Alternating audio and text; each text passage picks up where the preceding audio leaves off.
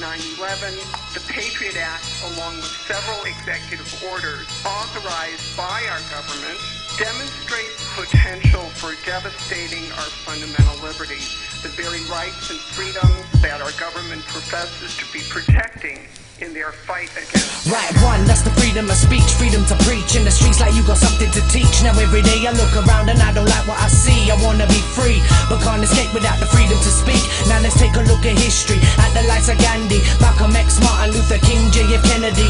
Where would we be if they didn't have the energy to point at the problems cause they didn't have the remedy? Man, I need some therapy, someone call my therapist. According to the government, everyone's a terrorist. Another stop and search under section 44 of the seriously organized terrorism laws. When the government went back in for the terrorism wars, front page of the Sun brings a terror to your doors. I wrote the government a letter just to tell them I'm a fool. They wrote me back a letter calling me a rebel with a cause.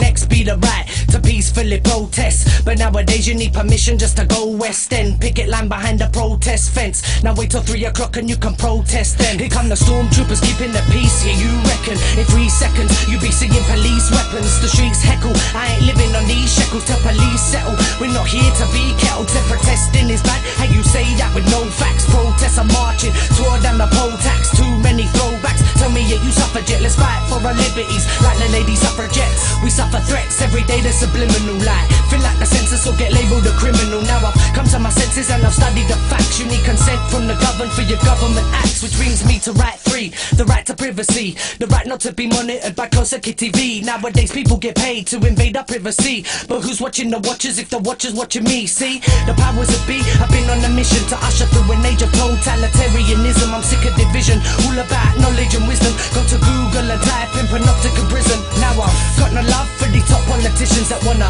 take our liberties and give us conditions. We're all living in a state of suspicion.